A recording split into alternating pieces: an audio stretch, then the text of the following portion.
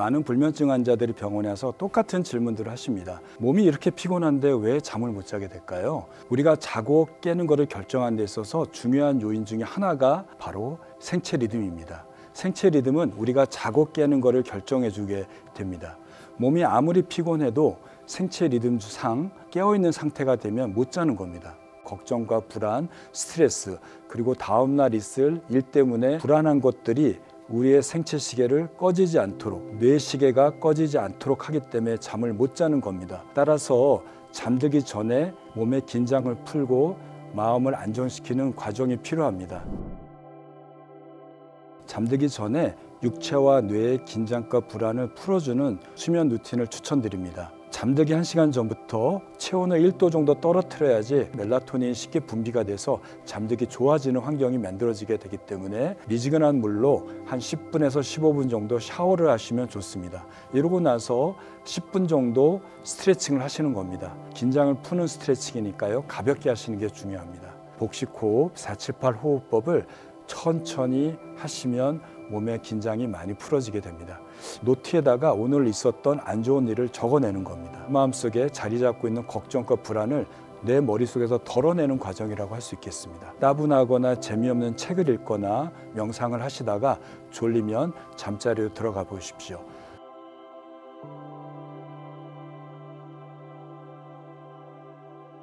수면 루틴을 한 1주에서 2주 동안 매일매일 해보신다면 못 자던 사람들도 잠자는 시간이 될수록 몸에 이완되고 뇌의 긴장도 풀어지는 것들을 경험하게 됩니다. 취침 루틴을 하는 동안에 몸의 긴장을 풀어줄 수 있는 라벤더 오일과 같은 아로마 세라피나 카모마일과 같은 허브차를 드시면서 보다 쉽게 긴장을 풀고 스트레스와 몸의 긴장을 이완시킬 수 있을 겁니다.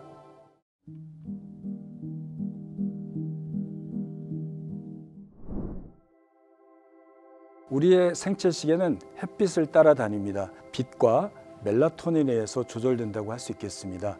해가 져서 빛이 뇌에 전달이 약해지게 되면 잠들기 1~2시간 전에 멜라토닌이 조금씩 분비가 되고 깊은 잠, 좋은 잠을 유지하게 되는 거죠. 그래서 생체 시계를 활성화시키고 멜라토닌을 많이 만들 수 있는 4가지 방법을 말씀드리겠습니다. 첫 번째는 아침 햇살로 몸을 깨우는 겁니다. 햇빛을 많이 쬐게 되면 여러분의 몸도 쉽게 깨어나고 생체 시계가 보다 쉽게 활성화될 수 있습니다. 두 번째는 수면 리듬을 방해하는 낮잠을 줄이는 겁니다. 과도한 낮잠은 밤잠을 방해하고 수면의 질을 낮출 수 있습니다. 낮잠을 자야 된다면 20분 정도의 낮잠을 자는 것이 좋을 것 같습니다. 연구 결과에 따르면 매일 30분 이상 유산소 운동과 저항성 운동을 병행하게 되면 보다 좋은 수면을 취할 수 있다고 합니다. 중강도 이상의 유산소 운동으로는 빠르게 걷기, 달리기, 수영, 자전거 타기, 푸시업과 같은 운동들이 있을 수 있습니다. 여기서 중요한 거는요, 중강도 이상의 운동을 잠들기 4시간 전에 끝내야 됩니다. 자기 전에 하는 강한 운동은 교감신경계를 항진시킴으로써 잠을 방해할 수 있습니다. 강한 운동은 4시간 전에 중단하시고요. 잠들기 2시간 전에는 가벼운 스트레칭과 같은 운동을 통해서 몸에 이완을 시킨다면 보다 좋은 수면을 취할 수 있을 것입니다.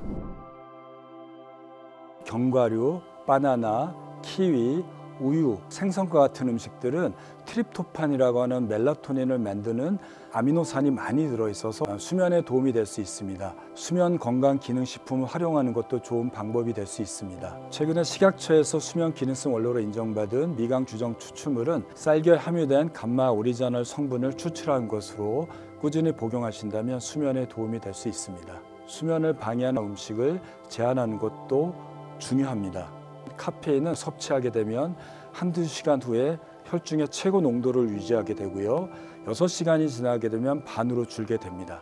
따라서 잠들기 6시간 또는 10시간 전에 카페인 섭취를 제한하셔야 됩니다. 술은 깊은 잠을 방해하고 전체 수면에 악영향을 미칠 수 있습니다. 그래서 잠들기 전에 과량의 알코올 섭취는 제한하셔야 됩니다. 또한 체온을 높이는 매운 음식이나 인슐린을 높이게 되는 탄수화물이 많이 들어있는 음식들은 수면을 방해할 수 있으니 잠들기 전에 단 음식과 매운 음식의 섭취를 제한하시는 게 수면에 도움이 될 수 있습니다.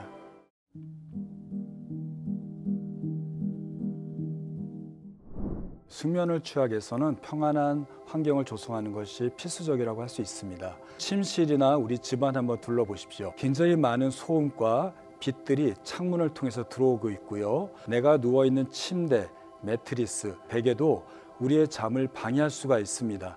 따라서 여러분들의 잠자고 있는 공간의 온도, 습도, 침구류, 소음, 빛을 잘 조절하는 것이 수면의 질을 높이는 좋은 방법이라고 생각됩니다.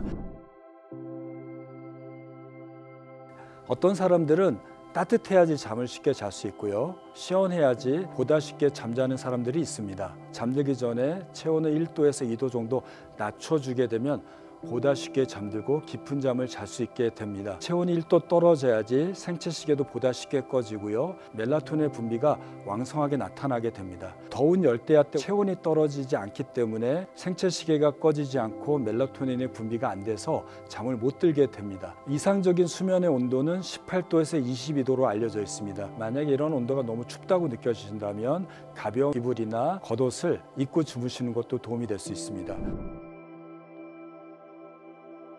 이상적인 침실 환경을 조성하기 위해서는 침실을 잠만 자는 공간으로 만든다는 겁니다. 빛, 특히 블루라이트는 우리 생체 시계를 각성시키고 활성화시키는 데 가장 중요한 자극이라고 할 수 있습니다. 따라서 침실에 잠자는 시간이 다가올수록 조명을 어둡게 하는 것이 중요합니다. 호텔에 가시면 형광등도 없고 LED 조명도 없이 백열등으로 조명을 밝히는 걸 볼 수 있습니다. 또한 창문에 암막 커튼이 들여져 있는 것을 볼 수 있습니다. 형광등 또는 LED 조명에서 나오는 밝은 빛은 우리 생체 시계를 켜지게 하고 잠드는 데 방해할 수 있기 때문에 호텔에서는 수면의학을 접목시켜서 잠을 방해하는 밝은 빛을 없애버린 겁니다. 붉은 빛이 나오는 백열등은 몸의 긴장을 풀어주고 생체 시계를 자극하지 않습니다. 여러분들의 방도 호텔처럼 창문에 암막 커튼을 치시고 잠드는 시간에 형광등이나 LED 조명을 끄시고 백열등을 켜서 보다 쉽게 잠자는 환경을 만드시면 좋지 않을까 합니다.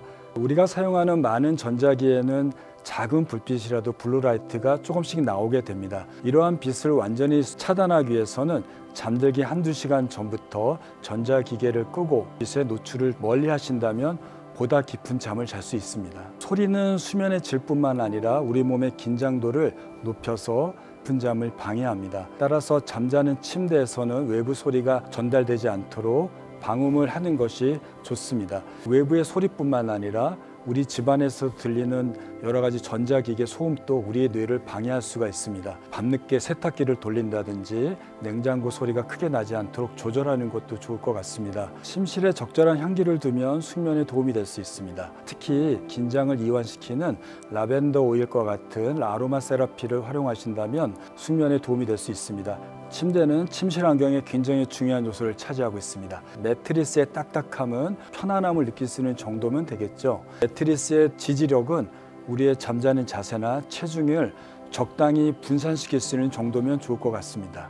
베개나 침구류도 잠자는 데 중요한 역할을 할 수 있습니다. 너무 높은 베개나 너무 낮은 베개는 경추를 자극해서 잠을 방해할 수 있습니다. 따라서 목의 긴장도를 풀어줄 수 있도록 베개는 머리와 경추를 일직선으로 맞출 수 있을 정도로 목을 약간 받치는 정도라면 훌륭하지 않을까 싶습니다.